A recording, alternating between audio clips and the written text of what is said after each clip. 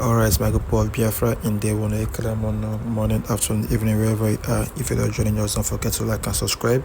It's where we get to happening just right now in Southeast and in Biafra land and beyond. So I'm pretty sure you're not going to regret it.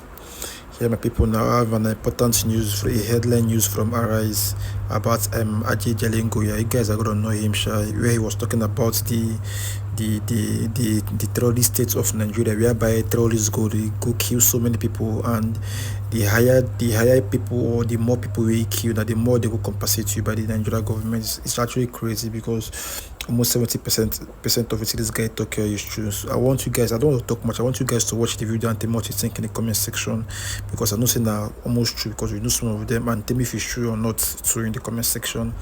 I also have an important video of our Prime Minister. I know she's back online on Twitter, and everybody have been happy that more updates about her and Biafra land, about Biafra development, and also Simon Ekpa will be coming up. So we are happy that she's back online on Twitter. I'm going to post a little video of her.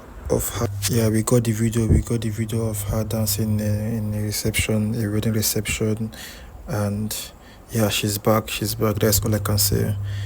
That is it for now. I'll be coming up with more headlines. Don't forget to like and subscribe. That is it for now. Thanks for watching, guys. Lead right. Let's not mislead the younger generation. Mr. Liu, do you know the cost of a bag of rice in the market? I have a younger friend here who says they are going to use this. Dr. Liu, I'm asking you a question. Do you know the cost of a bag of rice in the market? Do you go to the market? That you want changed now. I bet you. I'm sure that as we are talking now, policemen are waiting for you outside the studio, so that when you finish, you will enter an SUV. Policemen and civil defense, people's fathers are waiting for you now as we are talking. So that when you finish from here, they will carry you home. Mr. President, you do not know the cost of energy. You don't know the cost of energy. You don't know the cost of rice. He was one of you are the speaking finest for your money. as at the time. I mean, if you look at the challenges, you know, that they try to tie to him, the issue they try to tie to him about the funds and everything else, then it shows you how much figures. You are telling me about Chatham House. USD that he was exposed the to. Chatham House in Nigerian people. The Chatham House voted Tinubu. He has his green passport. The Chatham House voted Tinubu. At a young age, he did everything. Nigerian voted Tinubu. Our lives have become worse, and you are there talking because they are paying you salary. Country, he's running. Be very careful. We have consistency in Lagos. He is the president today. That alone shows you a success story. Okay, thank you. That's the hallmark of a change maker. Thank you, Mr. Liu. Thank you, Mr. Liu. I think you were trying to get some words in. Yeah, I'm trying to ask him a question. He's talking about reputable organizations that are giving credit and rating Tinubu positively. And the question I am asking simply is whether Chatham House or whatever international organization Dr. Ali is talking about is rating Tinubu positively. Did Chatham House vote for Tinubu? Okay. Was Chatham House in Nigeria to vote for Tinubu? Okay, he's speaking for his money. As he's talking, policemen are waiting for him outside to carry him home. But I'm interested in saying something about Mr. Ali. Because when he was talking, he made a veiled reference to my comment, so I want to respond to him. If you have been watching this program, if you have not been watching, maybe you watch the replay, you will notice that when Dr. Ali was talking, if you see his demeanor, if you look at his face, you will see that he suddenly became angry when you were pushing him to give you the answer to your question. He started by massaging the young lady in the studio. My younger sister, I want to appeal to her. And the next thing, he was telling you not to push him. He wanted to have the floor, and he became angry, literally on his face. That is the attitude of this government. I even think there's an insult to call a young, a 20-year-old person, a small girl. I don't find it funny, because in this country, we have seen people at 23 who became ministers and all of that. In my state, we still have, my governor was 46 and all of that. Now, that is the attitude of this government, as reflected by Dr. Aliu. In that brief 2-3 minutes, that is the attitude of this government. He was wondering that activists, people say they are activists. You are angry with the military. You are angry with people from 1999 till now. The truth is that have the ideals of June 12 been fulfilled? Have the ideals of the democracy, which we carry placard for, have they been fulfilled? The answer is no. But these people, the moment they give them power, imagine that a Dr. Aliu has power, and I have the capacity to ask him questions. In 2 minutes, look at the annoyance. If he had a litany of policemen and soldiers, he will move them against me. That is exactly what Nigeria has been doing under this government. Have you also noticed that almost every prominent saboteur, economic saboteur, and murderers, mass murderers in Nigeria, from the north to the, maybe the southeast is still the only region that is isolated now, to the south, where I come from. They have all been compensated with either federal government contracts, Tantita in particular. Some of them have been made traditional rulers. They have been given thrones. These are tenures that will never end until dead. Government officials are patronizing mass murderers and economic saboteurs and turning them to strongholds in this country. And those of us who are asking for change, just make one line, they come and arrest you. I was arrested and charged for treason for saying that my former governor mismanaged 500 million naira meant for a microfinance bank that is still not working till today.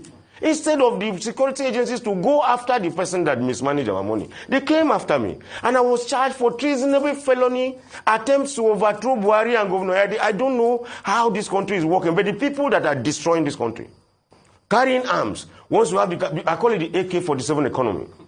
They are moving on with it. Once you have the capacity to kill in mass, after 1 or 2 years, they'll call you, negotiate with you. Either give you a traditional throne, or give you a contract to go and secure some federal government assets, or make you so prominent, fund you with so much money. As a matter of fact, there's a bandit leader in Zamfara State that was declared wanted. The day he came outside to collect an award, he was surrounded by policemen, and the local government chairman was seated there in the occasion, a man that had been declared wanted by the Nigerian army and by the Nigerian police. That is how this country is functioning. And they come to talk about this, our movement.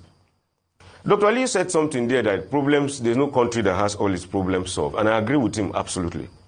But what I'm saying is that our target we may not be able to eventually stop corruption. But if you can put a stumbling block on the part of those who want to steal our money, it's some form of progress.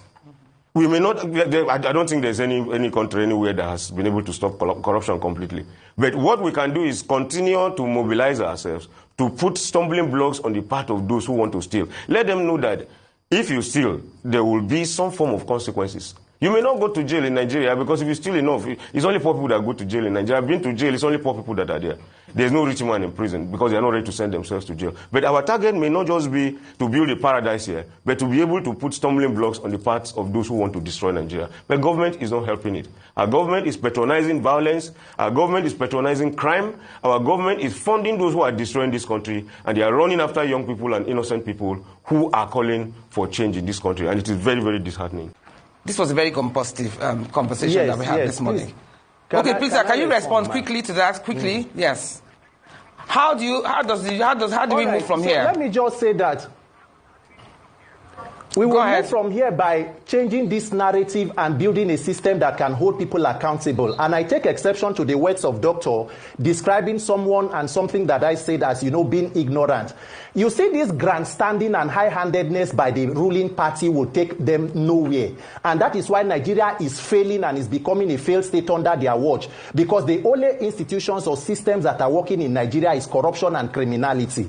And also the statement that there are threats on this platform to corner people to asking questions. Arise News is one of the leading journalism houses that is trying to hold leaders accountable. Any attempt to ridicule, the capacity that they bring must be checked immediately, because this current administration does not like free speech. And before you know, they can bring the NBC against you. But let me just say this as a final parting statement. Yes, 1 second. Nigerians must make sure that we build a system that can hold our leaders accountable, which will begin with the electoral system, because that is their only arrogance. Thank you so much. They know that the INEC is a weapon factor. Thank you so much. We've run out. Thank you. Unfortunately, we've run out. Change is never born from silence, and history has proven that when people rise and demand better, nations are forced to listen. The days of quiet sufferings are over. Nigerians are awake, their voices are loud, and their frustrations can no longer be ignored. Thank you so much for being with me here on Perspective. And I keep saying, life is a learning club. See you next week. God bless. Come on, DJ. Let's go.